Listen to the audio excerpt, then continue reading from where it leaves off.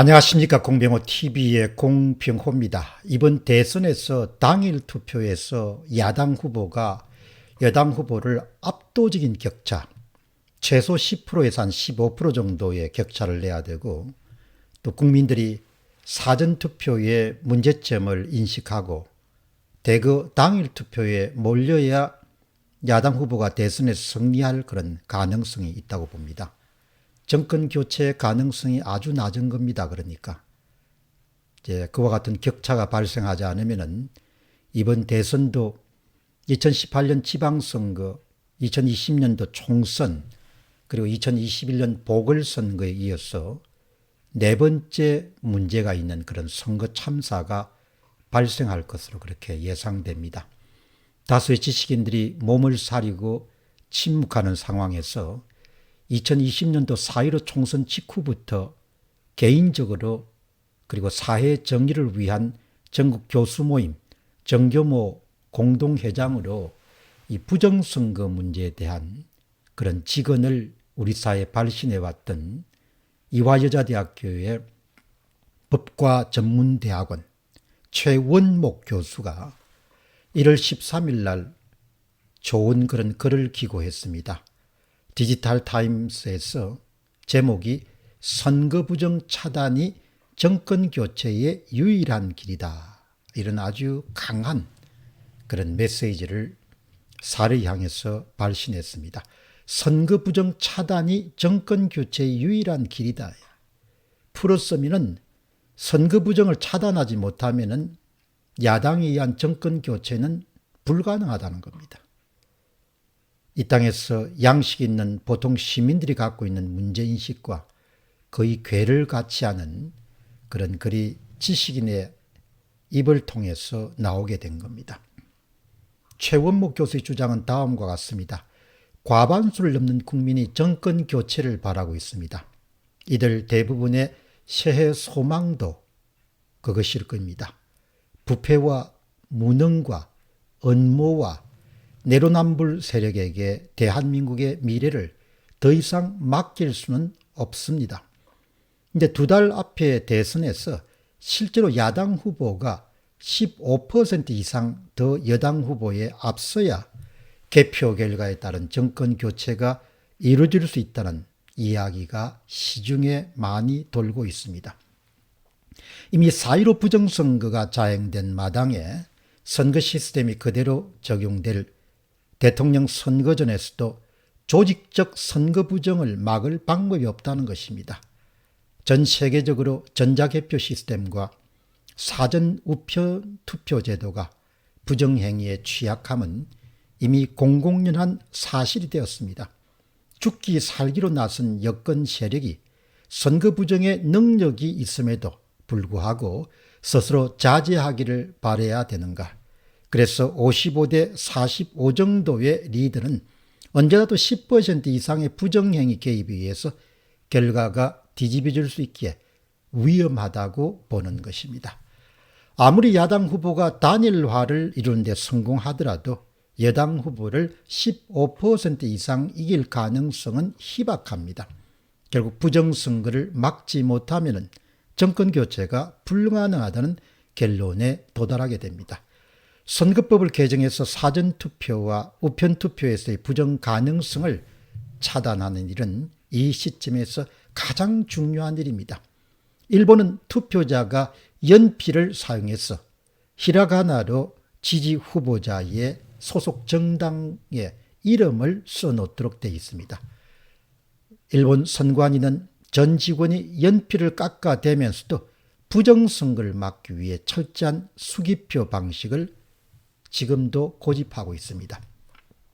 대만은 2019년 말에 대륙 세력의 부정한 영향력을 차단하기 위해서 전면 수개표 방식으로 전환하고 2중, 3중의 수검표 체제까지 갖췄습니다.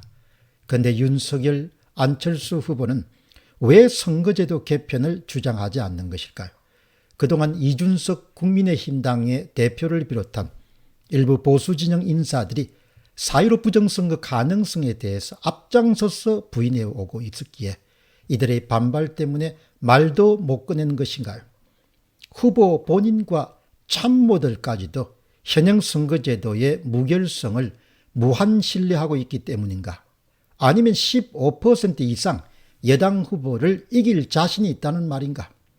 시민들이 이 추위에도 강남역에 매주말 모여서 평화 시기를 이어가고 있습니다. 1년 9개월째입니다. 제가 만난 대부분의 시위자는 교수, 의사, 회사원, 주부, 학생, 그리고 전문직 은퇴자들입니다. 이번 대선에서 여당 후보가 대통령으로 당선되면 부정선거 논란은 더욱 확대될 것이 뻔합니다. 새 정부의 동력은 떨어지고 더 많은 수의 국민이 강남과 대구 거리를 검은색으로 5년 내내 물들일 것입니다. 그런데도 여당은 자기 이익 때문에 입을 다물고 있습니다. 야당 지도부는 도대체 왜 선거제도 개편을 적극적으로 주장하지 않는 것인가요? 야당 의원들은 전원 국회의원 사퇴 카드를 내걸고 선거법 개정이라도 관철시켜야 마땅합니다. 어차피 국회에서 여당의 입법 독주를 견제하지도 못하고 있는 마당에 국회의원 배지를 계속 달고 있는 것이 국민 앞에 부끄럽지도 않은가요?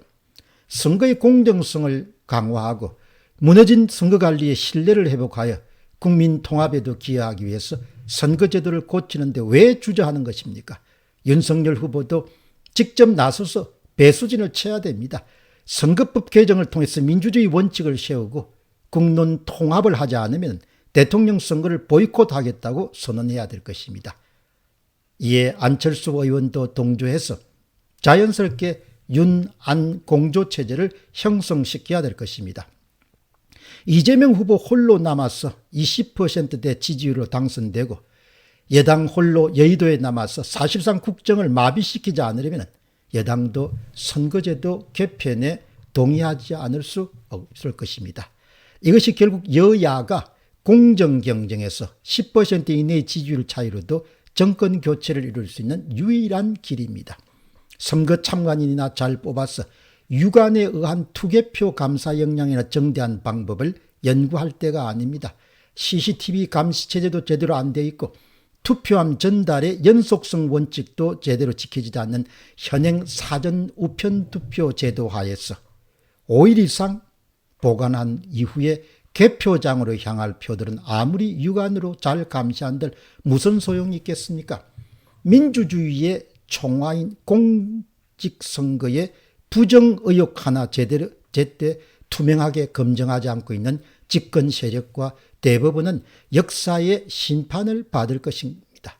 여당은 죽기 살기로 덤비는데 강남역 불액 시위 시민들은 오히려 마녀 사냥을 하고 있는 비겁한 야당과 무능한 후보들도 정권 교체 실패 시에 그 역사적 책임까지 나누어져야 될 것입니다. 저의 해설은 야당은 모두가 지금 쇼를 하는 겁니다. 이준석이도 쇼를 하는 겁니다. 15% 차이를 어떻게 내겠습니까? 사전투표는 2018년, 2020년, 2021년 심지어 보궐선거까지 다 손을 댔습니다. 선거를 조작할 수 있는 노하우는 엄청나게 축적되어 있습니다. 3구 대선은 식은 죽 먹기입니다. 전국이 하나의 단일 지역구이기 때문입니다. 이런데도 불구하고 선거 문제의 개편, 선거제도 개편에 대해서 이런 방구를 하지 않고 대선에서 이기겠다고 호언장담하고 국민들에게 희망 공문을 던지는 야당 수뇌부와 윤 후보 그리고 야당 국회의원들은 정말 무책임한 인간들입니다. 이길 수가 없습니다. 이길 수가. 절대로 이길 수가 없는 겁니다. 그야말로 쇼입니다. 선거를 그냥 손을 대서 그냥 다 바꿔버릴 텐데 어떻게 이깁니까? 어떻게 이길 겁니까? 양심들이 있으면 다 가슴에 손을 얹고 한번 생각해 보시기 바랍니다. 야당이 이렇게 선거를 지키기 위한 노력을 하지 않는 이런 야당이 세상에 어디 있습니까? 이준석과 하태경의 주장이 야당의 공론이 되는 이런 상황에서는 결국 장기 집권을 열어줄 수밖에 없을 것으로 봅니다. 공병호 TV의 공병호였습니다. 감사합니다.